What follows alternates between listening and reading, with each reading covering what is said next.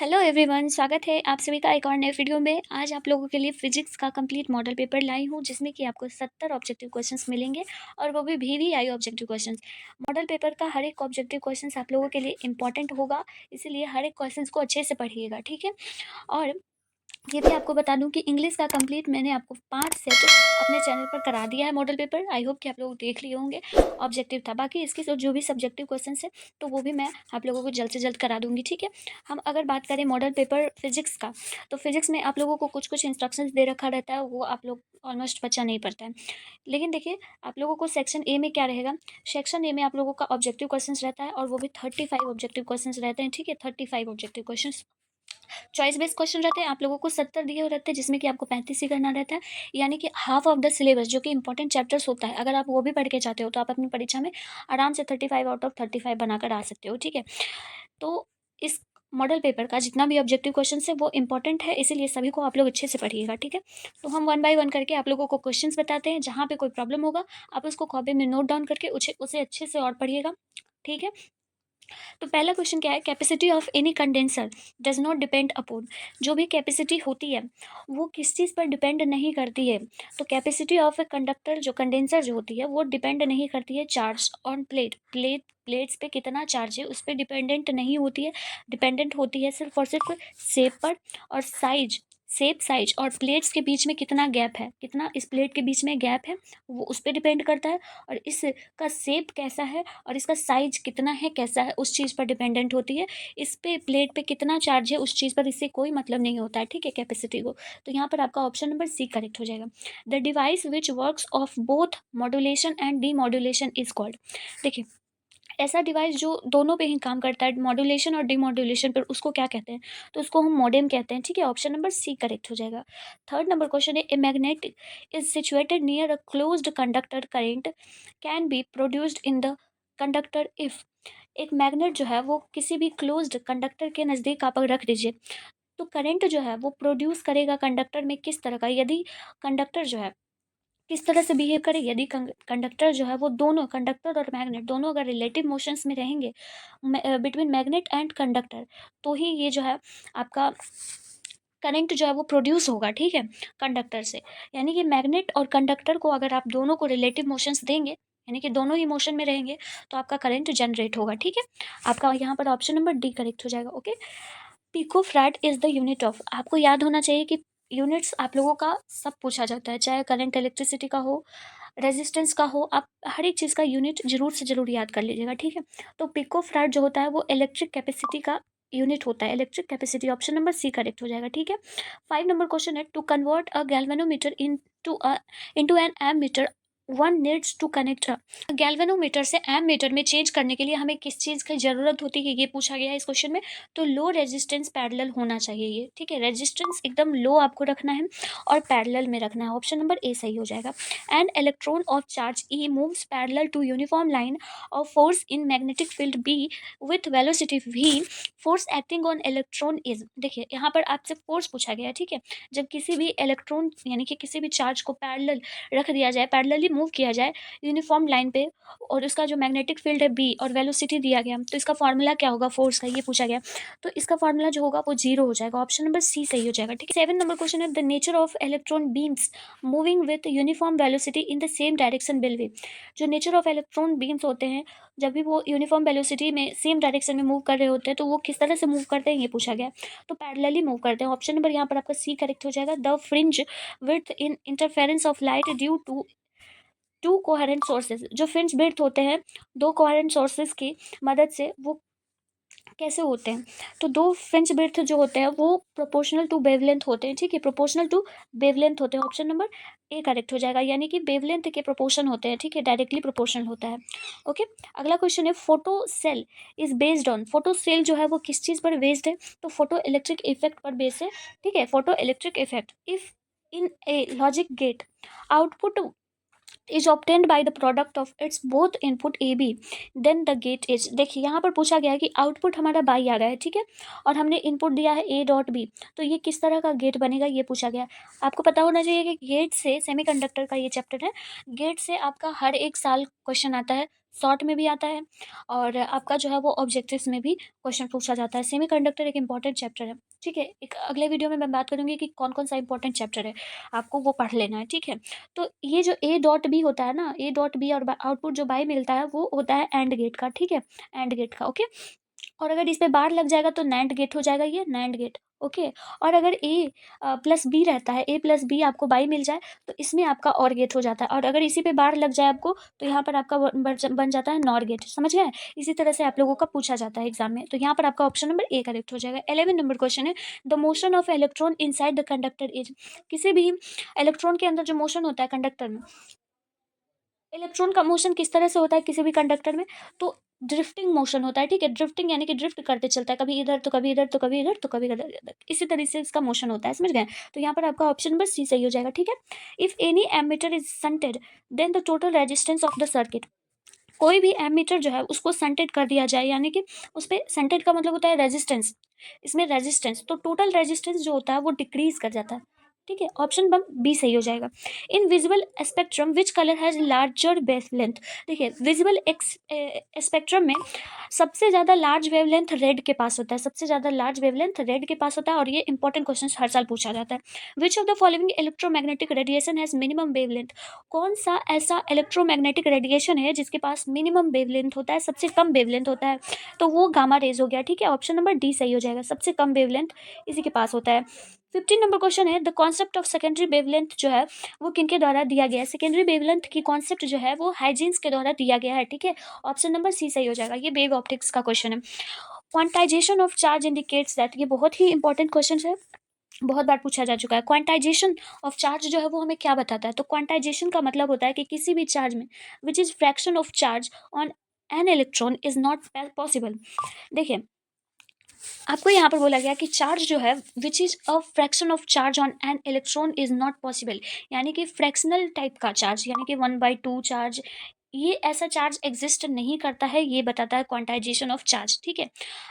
ये होता है इसका करेक्ट एक्सप्लेनेशन कि क्वांटाइजेशन ऑफ चार्ज यानी कि चार्ज जो है वो कभी भी फ्रैक्शन में नहीं होगा, समझ गया, तो ये पॉसिबल ही नहीं होता है, तो यहाँ पर आपका ऑप्शन नंबर ए सही हो जाएगा, ठीक है। Charge can not be destroyed, charge exist on particles, there exist in minimum permissible charge on a particle, यहाँ पर आपका ऑप्शन नंबर ए सही हो जाएगा, ठीक है। एक्सरे आर, एक्सरे जो होता है वो क्या होता है, एक्सरे जो होता है वो इलेक्ट्रोमैग्नेटिक वेव है, ऑप्शन डी सही हो जाएगा। Surface density charge is, surface density charge क्या होता है, इसका फॉर्मूला पूछा गया है, तो charge upon area surface density charge कहलाता है। ये वॉल्यूम डेंसिटी चार्ज हो गया, क्योंकि वी वी मतलब होता है वॉल्यूम, आप नीचे से यहाँ से समझ सकते हो, ठीक है। सरफेस चार्ज डेंसिटी का मतलब हुआ कि आपका यहाँ पर ऑप्शन नंबर ए सही हो जाएगा। सरफेस डेंसिटी चार्ज में एरिया होना चाहिए, जरूरी है नीचे, ठीक है। डिवाइडेंट में चार्ज को एरिया से डिवाइड कर दो, आपको सरफेस डेंसिटी चार्ज मिल जाएगा, और अगर आपको वॉल्यूम डेंसिटी चार्ज चाहिए तो आपको वॉल्यूम से डिवाइड करना पड़ेगा, तो वॉल्यूम डेंसिटी चार्ज मिल जाएगा, ठीक है। और अगर लीनियर चार्ज डेंसिटी चाहिए तो आपको ये क्या बोलते हैं, लेंथ से आपको डिवाइड करना पड़ेगा, तब आपको लीनियर डेंसिटी चार्ज मिल जाएगा, तो यहाँ पर आपका ऑप्शन नंबर ए करेक्ट हो जाता है, ठीक है। ये फॉर्मूला तीनों याद रखिएगा, तीनों इंपॉर्टेंट फॉर्मूला है, ठीक है। Colour code of carbon resistance for blue colour is, colour code carbon resistance का आप लोगों ने कलर कोड कंप्लीट पढ़ा होगा, उसमें आपको ब्लू कलर का कार्बन कोड का क्या होता है, ब्लू कलर का कोड होता है, तो वो 6 जो होता है वो ब्लू कलर का कार्बन कोड होता है, ऑप्शन नंबर डी करेक्ट हो जाएगा।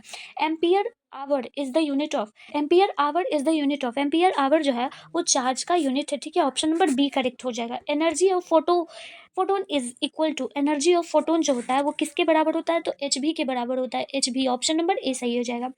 1 वोल्ट इक्वल्स टू कितना होता है, यानी कि वोल्ट को आपको पूछा गया है कि जूल या जूल पर कूलम में किस तरह से लिखा जाता है, ये पूछा गया, तो जूल पर कूलम होता है, ठीक है, जूल पर कूलम होता है, जूल पर कूलम बराबर वोल्ट होता है, ठीक है। तो वन ही रहेगा, तो आप यहाँ से चेंज करके भी बोल सकते हो, अगर आपसे 5 बोल दिया जाएगा 5 वोल्ट बराबर कितना होता है, ये जूल को पर कूलम में आपको बताना है, तो 5 जूल पर कूलम आपको बता देना है, ठीक है। यहाँ पर आपका ऑप्शन नंबर कौन सा सही हो जाएगा, यहाँ पर ऑप्शन नंबर बी करेक्ट हो जाएगा, ठीक है। ये सब कन्वर्ट मैग्नेटिज्म जो है वो आपको याद होना चाहिए, ठीक है। Potential energy of A charged conductor is, किसी भी चार्ज कंडक्टर में पोटेंशियल एनर्जी कितनी होती है, तो हाफ सी वी स्क्वायर होता है, हाफ सी वी स्क्वायर इसका पोटेंशियल चार्ज पोटेंशियल एनर्जी का जो होता है फॉर्मूला, वो आपका 3 फॉर्मूला होता है, ठीक है। तो ये हाफ सी वी स्क्वायर यहाँ पर आपका करेक्ट हो जाएगा, ठीक है, ऑप्शन बी सही हो जाएगा, ठीक है। The resistance of M meter is, M meter का रेजिस्टेंस किस तरह का होता है, ज़्यादा होता है, कम होता है, किस तरह से, बहुत ही एम मीटर में बहुत ही वेरी स्मॉल रेजिस्टेंस होता है, ऑप्शन सी करेक्ट हो जाएगा। Source of solar energy is, solar energy का सोर्स क्या है, सोलर एनर्जी का सोर्स है न्यूक्लियर फिजन, न्यूक्लियर फिजन से ही, फ्यूजन है, फ्यूजन सॉरी फिजन नहीं होगा, फ्यूजन होगा, ठीक है। न्यूक्लियर फ्यूजन से ही सोलर एनर्जी का जो सोर्स है, सोलर एनर्जी बनती है, ठीक है, nuclear fusion, option number B correct हो जाएगा। फ्यूजन का मतलब होता है कि आगे वो और बढ़ता चला गया, यानी कि 2 से 4 हो गया, 4 से 5 हो गया, इस तरह से। और फिजन का मतलब होता है टूटना, ठीक है। फ्यूजन का मतलब हो गया FU, उसका मतलब हो गया बढ़ना, और फिजन का मतलब हो गया टूटना, तो यहाँ पर आपका ऑप्शन नंबर बी करेक्ट हो जाएगा, ठीक है। 26 है, the electrical resistance of a conductor depends on, electrical resistance जो है वो किसी भी कंडक्टर का किस चीज़ पर डिपेंडेंट होती है, तो वो डिपेंडेंट होता है कंडक्टर का साइज कैसा है, कंडक्टर का टेम्परेचर कैसा है, और कंडक्टर की जो भी ज्योमेट्री है किस लेवल में लाइन में रखा हुआ है, तो इन सभी चीज़ पर वो डिपेंडेंट होता है कि इलेक्ट्रिकल रेजिस्टेंस कंडक्टर पर किस तरह से डिपेंडेंट होगी, तो यहाँ पर आपका ऑप्शन डी करेक्ट हो जाएगा, ठीक है। Ohm's law is valid when the temperature of a conductor, Ohm's law कब वैलिड होगा, जब टेम्परेचर किसी भी कंडक्टर का टेम्परेचर किस तरह का होगा तब, तो जब टेम्परेचर का कंडक्टर कांस्टेंट होगा, मतलब कि कंडक्टर का टेम्परेचर जो है वो एक तरह का कांस्टेंट होगा, तभी जाकर ओम्स लॉ जो है वो वैलिड होगा, यानी कि टेम्परेचर जो है वो इंक्रीज या डिक्रीज नहीं होना चाहिए, हाई लो नहीं होना चाहिए, ठीक है, कांस्टेंट होना चाहिए, ऑप्शन डी करेक्ट हो जाएगा, ठीक है। The specific resistance of a conductor increase with, specific resistance जो होता है वो कंडक्टर का इंक्रीज होता है कैसे, जब हम टेम्परेचर को बढ़ाते हैं, जब टेम्परेचर बढ़ेगा तो स्पेसिफिक रेजिस्टेंस भी किसी भी कंडक्टर का वो बढ़ेगा, ठीक है। यानी कि कंडक्टर और टेम्परेचर का जो यानी कि रेजिस्टेंस और टेम्परेचर जो है वो डायरेक्टली प्रोपोर्शनल है किसी भी कंडक्टर का स्पेसिफिक रेजिस्टेंस बढ़ाने के लिए, ठीक है। अगला है EMF of a cell is measured by, EMF electromagnetic force जो है वो किसी भी सेल का किस चीज़ से मेजर्ड किया जाता है, तो वो पोटेंशियोमीटर से मेजर्ड किया जाता है, इंपॉर्टेंट क्वेश्चन है, ठीक है। The angle of a magnetic deep eight magnetic equator is, angle क्या होता है, एंगल 0 डिग्री होता है, ऑप्शन नंबर ए करेक्ट हो जाएगा। मैग्नेटिक डीप में मैग्नेटिक इक्वेटर जो है वो एंगल 0 बनाता है, ठीक है। The working of dynamo is based on the principle of, working जो डायनमो है वो इलेक्ट्रोमैग्नेटिक इंडक्शन पर बेस्ड है, इसी सिद्धांत पर ये बनी हुई है डायनमो, ऑप्शन नंबर बी सही हो जाएगा, ठीक है। परमिएबिलिटी की आपको यहाँ पर डायमेंशन बतानी है, डायमेंशंस भी आप लोगों के परीक्षा में पूछा जाता है, यानी कि डायमेंशंस बहुत ईजी निकालना होता है, ज़्यादा हार्ड नहीं होता, फार्मूला अगर आपको पता है तो डायमेंशन आप वहाँ पर भी निकाल सकते हो, ठीक है। तो परमिएबिलिटी की होती है डायमेंशंस MLT का स्क्वायर, और आई मतलब कि आई नीचे होता है, लेकिन ये पावर माइनस में ऊपर चला गया तो ये हो गया, ठीक है। यहाँ पर आपका ऑप्शन नंबर बी करेक्ट हो जाएगा, ओके। अगला है 33, what is the angle dip at the magnetic pole, angle dip कितना होता है मैग्नेटिक पोल पे, ये पूछा गया, तो नॉन ऑफ दिस यहाँ पे वो होता ही नहीं है, ठीक है, ऑप्शन नंबर डी करेक्ट हो जाएगा। Earth's magnetism was discovered by, earth's magnetism जो है वो किनके द्वारा डिस्कवर किया गया, खोज किया गया, तो गिलबर्ट के द्वारा खोज किया गया, ऑप्शन नंबर डी करेक्ट हो जाएगा। Which of the following has a low value in parities, low value in parities कौन सा होता है इनमें से, ठीक है, तो लो वैल्यू पैरिटीज जो है वो कंडक्टिविटी की होती है, ठीक है, ऑप्शन नंबर ए करेक्ट हो जाएगा, ठीक है। 35 क्वेश्चंस कंप्लीट होते हैं और 36 पे पहुंचते हैं हम लोग। एनर्जी डेंसिटी मैग्नेटिक फील्ड की कितनी होती है, यानी कि फॉर्मूला यहाँ से आपसे पूछा गया है, तो B square divided by 2 mu naught, ठीक है, ऑप्शन नंबर बी करेक्ट हो जाएगा। Which quantity decreases in a step down transformer, a step down transformer, एक स्टेप अप होता है और एक स्टेप डाउन ट्रांसफॉर्मर होता है, उसमें कौन सी क्वांटिटी जो है वो डिक्रीज कर जाती है, तो वोल्टेज जो है वो स्टेप डाउन में डिक्रीज कर जाती है, ऑप्शन नंबर बी करेक्ट हो जाएगा। सीधे स्टेप अप में इसका उल्टा हो जाएगा, ठीक है, वोल्टेज उसमें इंक्रीज करता है। तो 38 नंबर क्वेश्चन है, Lenz law is a consequence of the law of conservation of, Lenz law जो है वो लॉ ऑफ कंजर्वेशन पे, लॉ ऑफ कंजर्वेशन यानी कि किस चीज़ के कंजर्वेशन पर वो डिपेंडेंट है, लेंज लॉ, तो लेंज लॉ जो है वो आपका energy, law of conservation of energy पे वो डिपेंडेंट है, ठीक है, ऑप्शन बी करेक्ट हो जाएगा। The unit of reactance is, reactance की यूनिट क्या होती है, तो ओम होती है, ऑप्शन नंबर ए करेक्ट हो जाएगा, ठीक है। The coke is use as a resistance in, coke जो है वो रेजिस्टेंस में यूज किया जाता है, किस चीज़ के लिए ये यूज किया जाता है, तो ये सर्किट्स में यूज किया जाता है, सर्किट्स में कोक को यूज किया जाता है रेजिस्टेंस के लिए। In a step up transformer number of turns in primary and secondary coil are N1 and N2, then step up transformer में जो होता है उसमें नंबर ऑफ कॉइल्स पूछा गया है, जैसे इसमें नंबर ऑफ कॉइल्स कितने हो जाएंगे और इसमें नंबर ऑफ कॉइल्स कितने हो जाएंगे ये पूछा गया है। तो ये आपको याद रखना है कि नंबर ऑफ कॉइल्स जो है N1 एंड N2, यहाँ पर प्राइमरी हो गया N1 और सेकेंडरी हो गया आपका N2, ठीक है। तो इसमें जो नंबर ऑफ टर्न्स होते हैं, कितने नंबर ऑफ मोड्स लगे हुए रहते हैं इसमें, तो N2 जो है N2 यानी कि सेकेंडरी जो कॉइल जो है वो ज़्यादा होता है एज कम्पेयर टू N1, ठीक है। प्राइमरी कॉइल स्टेप अप में कम होता है और सेकेंडरी कॉइल जो है वो स्टेप अप में ज़्यादा होता है, समझ रहे हैं आप बात को। स्टेप अप में जो है वो सेकेंडरी ज़्यादा होता है, ऊपर उठेगा तो स्टेप 2 को उठाना है, यानी कि सेकेंडरी को उठाना है। और अगर डाउन है तो डाउन में क्या होता है, इसका उल्टा हो जाता है, प्राइमरी ज़्यादा हो जाएगा और सेकेंडरी कम रहेगा, समझ गए। तो यहाँ पर आपका ऑप्शन बी करेक्ट हो जाएगा, ठीक है। अगला है N1 and N2 are number of primary and secondary coil of a step up transformer, then N1 और N2 जो है वो number of primary and secondary coils हैं। तो ट्रांसफार्मर में, स्टेप अप ट्रांसफार्मर में क्या होगा, तो स्टेप अप ट्रांसफार्मर में सेम रिपीटेड क्वेश्चन है, N2 जो है वो ज़्यादा होगा N1 से, ऑप्शन नंबर बी करेक्ट हो जाएगा। ये इंपॉर्टेंट क्वेश्चन है, इसको याद रखिएगा, ठीक है। To convert a galvanometer into voltmeter requirements is of, देखिए गैल्वेनोमीटर से वोल्टमीटर, और यहाँ आगे हमने पढ़ा था कि गैल्वेनोमीटर से एम मीटर में चेंज करना है, ठीक है। और यहाँ पर हम पढ़ रहे हैं कि गैल्वेनो से आपको वोल्ट मीटर चेंज करना है, तो क्या होगा, तो जब हम गैल्वेनोमीटर से वोल्ट मीटर में चेंज करते हैं तो हमें हाई रेजिस्टेंस की ज़रूरत होती है, ठीक है। ऑप्शन नंबर यहाँ पर आपका ए सही हो जाएगा, ओके। अगला है 44, electromagnetic wave can be defected by, electromagnetic wave जो है वो किस तरह से हम देख सकते हैं, तो इलेक्ट्रोमैग्नेटिक वेव को हम बोथ ए और बी यानी कि इलेक्ट्रिक फील्ड से भी देख सकते हैं और मैग्नेटिक फील्ड से भी देख सकते हैं, ठीक है। तो यहाँ पर आपका ऑप्शन नंबर सी करेक्ट हो जाएगा, ठीक है।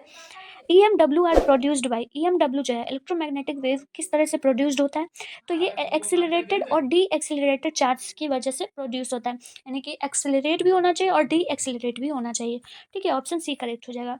पॉइंटिंग वेक्टर इज, यूनिट बताना है आपको। पॉइंटिंग वेक्टर का यूनिट कितना होता है, तो W/m² होता है, ठीक है। ऑप्शन नंबर ए करेक्ट हो जाएगा, ठीक है। अगला क्वेश्चन क्या है 47, the unit of ratio of magnetic field band electrical field, यहाँ पर फिर से आपको यूनिट पूछा गया है magnetic field band electrical field का, जो कि आपको यहाँ पर फॉर्मूला भी दे रखा है, तो इसका यूनिट आपका एम मीटर पर सेकेंड स्क्वायर हो जाएगा, ठीक है, मीटर पर second. Option number A second, A colour, option number A सही हो जाएगा, ठीक है। 48 है, when we see an object then the image formed on retina is, जब हम किसी भी ऑब्जेक्ट को देखते हैं, ठीक है, तो इमेज जो है वो रेटिना पे किस तरह का बनता है ये पूछा गया। इंपॉर्टेंट क्वेश्चन है, रियल और इरेक्ट बनता है, ठीक है, कैसा, रियल और erect. Option number A correct हो जाएगा। 49 नंबर क्वेश्चन है, ए बायो कॉन्वेक्स लेंस दे रखा है 1.5 जो है वो म्यू दे रखा है, has equal curvature each of 20 centimetre, the power of the lens, power of the lens यहाँ पर पूछा गया। आपको पता होना चाहिए कि power of the lens formula क्या होता है, 1/p is equals to 1/f होता है, पता है, हाँ पता है। अब आपको ये फोकल लेंथ जो है इसको आप डायप्टर में कन्वर्ट कर लीजिए, ठीक है। तो डायप्टर का क्या होता है कि one dioptre is equals to होता है 100 सेंटीमीटर, ठीक है, 100 सेंटीमीटर। अब ये 100 सेंटीमीटर, चूंकि ये 100 सेंटीमीटर बराबर वन डायप्टर है, ठीक है, वन डायप्टर है, तो आपको 20 सेंटीमीटर चाहिए, ठीक है। तो वन डायप्टर में कितना हो जाएगा, 1/100 इंटू 20 सेंटीमीटर, तो ये आपका लगभग कितना आ जाएगा, तो 1/5, यानी कि 1/5 को आप 0.2 डायप्टर भी लिख सकते हो, ठीक है। तो ये आपका क्या निकला, ये आपका फोकल लेंथ निकला, यानी कि फोकल लेंथ बराबर 0.2 डायप्टर आप लोगों का यहाँ पर निकल के आया। अब देखो पावर ऑफ द लेंस कितना होता है, पावर ऑफ लेंस 1/f होता है, तो 1/f यानी कि 1/0.2 डायप्टर इस तरह से लिखेंगे, ठीक है। अब 0.2 डायप्टर आप इसको कन्वर्ट कर लीजिए, 1/0.2 डायप्टर को कन्वर्ट करने के लिए यहाँ पर दशमलव को ऊपर करेंगे तो 10 आ जाएगा। अब 2 से इसको 10 को डिवाइड कर दीजिएगा तो 5 आएगा, ठीक है। तो करेंटली कितना आ जाएगा आप लोगों का, 5 डायप्टर यहाँ पर आंसर आ जाएगा। सॉल्यूशन बहुत ईजी है, पावर ऑफ लेंस बस 1/f याद रखिएगा, और वन डायप्टर में आप लोगों का 100 सेंटीमीटर आता है, उस तरह से कन्वर्ट कीजिएगा, आप लोगों का 5 डायप्टर आंसर आ जाएगा। ऑप्शन नंबर ए करेक्ट हो जाएगा, ठीक है। 50 नंबर क्वेश्चन है, विच of the following is correct for refractive index of mean colour, यानी कि मीन कलर कौन सा होता है, येलो कलर। येलो कलर के लिए आप लोगों को यहाँ पर रिफ्लेक्टिव इंडेक्स बताना है, तो यहाँ पर हो जाएगा mu is equals to mu R plus mu V divided by 2, यहाँ पर ऑप्शन नंबर ए करेक्ट हो जाएगा, ठीक है। 51 है, the minimum orbital angular momentum of an electron in an hydrogen atom में किसी भी इलेक्ट्रॉन का मिनिमम एंगुलर मोमेंटम पूछा गया है। ऑर्बिटल एंगुलर मोमेंटम क्या होता है, तो इसका जो होता है वो h/2 होता है, ठीक है। ऑप्शन नंबर सी करेक्ट हो जाएगा। अगला है 52, the atomic number and mass number for a specimen and are Z and A, ये होता है जेड क्या होता है एटॉमिक नंबर और ए होता है mass number. The number of neutron in an atom will be, किसी भी एटम के अंदर सिंपली ये पूछा गया है कि न्यूट्रॉन क्या होता है। तो न्यूट्रॉन का फॉर्मूला आप सब क्या जानते हो, न्यूट्रॉन का फॉर्मूला जानते हो ए माइनस जेड बराबर एन, यानी कि अगर आप लोग मास नंबर में से आप लोग एटॉमिक नंबर माइनस कर दो तो आपको नंबर ऑफ न्यूट्रॉन मिल जाएगा, ठीक है। तो यहाँ पर आपका ऑप्शन नंबर डी करेक्ट हो जाएगा, ठीक है। अगला क्वेश्चन 53 है, विच of the following relation is correct for radio active atom. Radio active atom के लिए यहाँ पर कौन सा रिलेशन करेक्ट है, तो 0.693 into average life, option number D correct हो जाएगा। Which one of the following has maximum penetrating power, सबसे मैक्सिमम पेनिट्रेटिंग पावर किसके पास होता है, तो सबसे ज़्यादा गामा रे के पास होता है, यानी कि बहुत ज़्यादा ये बेंड हो जाता है, ठीक है। In full wave rectification if input frequency जो है, अगर इनपुट फ्रीक्वेंसी 50 हर्ट्ज डालें तो आउटपुट फ्रीक्वेंसी कितनी मिलेगी हमें, तो डबल हो जाता है जब फुल वेव रेक्टिफायर होता है, ठीक है। ऑप्शन नंबर यहाँ पर आपका बी करेक्ट हो जाएगा। ये आपको गेट का नाम बताना है कि कौन सा ये गेट है। तो 56 में ये आपका जो है ऑप्शन भी देख लीजिए, ऑप्शन नीचे दे रखा है 56 में, यहाँ पर ऑप्शन एंड गेट दे रखा है, और गेट दे रखा है, नैंड और नॉड। तो यहाँ पर आपका जो है वो नैंड गेट हो जाएगा। नैंड गेट कैसे लग जाएगा यहाँ पर, क्योंकि इस तरह का जो सिंबल होता है वो नैंड गेट का ही होता है, ठीक है। यहाँ पर बिंदु लग गया तो ये नैंड गेट हो जाएगा, ठीक है। ऑप्शन नंबर ए करेक्ट हो जाएगा। सिंबॉलिक रिप्रेजेंटेशन को किस तरह से पहचानेंगे वो भी आपको समझ आ जाना बता दूंगी, एक अलग ही वीडियो इसका लाऊंगी जिसमें कि आपको ये पूरा क्लियर हो जाएगा। बाइनरी और गेट मतलब कि सेमीकंडक्टर का एक फुल ऐसा वीडियो रहेगा वो, जिसमें कि डायरेक्ट जो बोर्ड में आता है वही रहेगा पढ़ाई, ठीक है। ज़्यादा उसमें फालतू नहीं रहेगा, ठीक है। 57 है, the decimal number of binary number is, binary number का इसका डेसिमल नंबर पूछा गया है। इसमें बाइनरी नंबर डेसिमल किस तरह से निकालते हैं वो भी अगले वीडियो में मैं आपको सिखा दूंगी, एक डिटेल वीडियो में। ये वीडियो बहुत लंबा हो जाएगा, ठीक है। With the increase of temperature the resistivity of semiconductor, जब टेम्परेचर इंक्रीज होता है रेजिस्टिविटी सेमीकंडक्टर का क्या होता है, टेम्परेचर इंक्रीज हुआ तो रेजिस्टिविटी जो है सेमीकंडक्टर का डिक्रीज हो जाएगा, अपोजिट होता है। ऑप्शन बी करेक्ट हो जाएगा। बुलियन एक्सप्रेशन नैंड गेट का क्या होता है, आपको पीछे भी हम बता चुके हैं कि नैंड गेट का होता है ए डॉट बी बराबर बाई होता है, बार लग जाएगा। ये तो था सिंपल आपका एंड गेट का, ठीक है। ये एंड है, उस पर बार लग जाएगा तो नैंड हो जाएगा। ऑप्शन नंबर ए करेक्ट हो जाएगा। स्काई वे कम्युनिकेशन जो होता है वो किस चीज़ पर डिपेंडेंट होता है, तो ये रिफ्लेक्शन बाई आयोनोस्फेयर, आयोनोस्फेयर में रिफ्लेक्शन होने के कारण ये होता है, ठीक है। स्काई वेव कम्युनिकेशन, स्काई आसमान में किस तरह से हम बात कर सकते हैं किसी के, मतलब कि वहाँ तक कनेक्शन पहुँचाने के लिए, ठीक है। विच of the following I defect is removed by convex lens, convex lens लगाने से कौन सा डिफेक्ट जो है वो रिमूव खत्म होता है, तो फार साइटेडनेस जो है वो खत्म होता है। ऑप्शन बी यहाँ सही हो जाएगा। Focal length of eye lens, मतलब किसी हेल्दी आदमी का फोकल लेंथ कितना होता है आई लेंस में, ठीक है। जो ओरिजिनल नेचुरल होता है प्राकृतिक होता है तो उसका फोकल लेंथ होता है 2 सेंटीमीटर, ठीक है। 2 सेंटीमीटर, ऑप्शन बी करेक्ट हो जाएगा, ठीक है। आप इसको डायप्टर में भी कन्वर्ट करके देख लीजिएगा कि कितना होगा, ठीक है। डायप्टर में भी आपसे पूछ सकता है। Rainbow is formed due to combination of, rainbow क्यों फॉर्म्ड होता है, क्यों बनता है, तो डिस्पर्जन और टोटल इंटरनल रिफ्लेक्शन के कारण ही बनता है रेनबो। ऑप्शन डी करेक्ट हो जाएगा, ठीक है। 64 when convex lens of glass is immersed in water it works as, जब कॉन्वेक्स लेंस ग्लास को हम इमर्ज कर देते हैं वाटर में तो ये किस तरह से वर्क करता है, किस तरह से काम करता है, तो ये जो है वो लेस जो है वो डाइवर्जेंट होता है, कम डाइवर्ज करता है। ऑप्शन सी करेक्ट हो जाएगा। Resolving power of human I in minute, resolving power कितना होता है ह्यूमन आई का मिनट में, आपको यहाँ पर बताना है। तो 1 मिनट का होता है रिजॉल्विंग पावर। ऑप्शन नंबर यहाँ पर आपका बी करेक्ट हो जाएगा। कैथोड रेज जो है वो किनके द्वारा खोजा गया है, तो कैथोड रेज जो है वो विलियम क्रुक्स के द्वारा खोजा गया है। ऑप्शन सी करेक्ट हो जाएगा, कैथोड रेज इंपॉर्टेंट है। मिल्कन्स ऑयल ड्रॉप एक्सपेरिमेंट जो है वो मेक्स यूज ऑफ, किस चीज़ के यूज के लिए मिल्कन्स ऑयल ड्रॉप एक्सपेरिमेंट लाया गया था, तो वो स्टोक्स लॉ के लिए, ठीक है। किस चीज़ के लिए, Stokes law. Option number A correct हो जाएगा, ठीक है। 68 है, when light enters into glass it's wavelength, जब लाइट जो है किसी भी ग्लास में इंटर करती है तो इसकी वेवलेंथ कितनी होती है, इसकी वेवलेंथ जो है वो डिक्रीज कर जाती है, छोटी पड़ जाती है। ऑप्शन ए करेक्ट होगा। गामा रेज जो होता है वो सिमिलर होता है किस चीज़ के, तो गामा रेज जो है वो एक्सरेज के सिमिलर होता है, कुछ कुछ उससे मिलता जुलता है। The number of neutron in an atom of, इसमें आपसे न्यूट्रॉन पूछा गया तो सिंपल है, न्यूट्रॉन इसका कितना हो जाएगा, तो 230 माइनस 90 कर देंगे तो आपका यहाँ पर आ जाएगा 140। यहाँ पर ऑप्शन नंबर आपका बी करेक्ट हो जाएगा। सीधे आपको मास नंबर से एटॉमिक नंबर घटा दीजिए, आंसर मिल जाएगा, ठीक है। तो आपका ये 70 क्वेश्चन अच्छे से समझ आ गया होगा, कहीं कोई प्रॉब्लम नहीं होगा। ये सारा क्वेश्चन एक क्वेश्चन इंपॉर्टेंट है, इसी तरीके का क्वेश्चन आपके एग्जामिनेशन में आएगा, तो अच्छे से इसको एक बार और अच्छे से मन होगा तो देख लीजिएगा, समझ आ गया होगा तो बेल्ट, और नहीं जो समझ आएगा उसको और अच्छे से पढ़ लीजिए कॉपी में नोट डाउन करके, ठीक है। मिलती हूँ फिर मैं नेक्स्ट वीडियो में, तब तक के लिए आप लोग पढ़ाई करते रहिए। Till then tata bye bye, take care of yourself and be serious to your examination. Bye bye.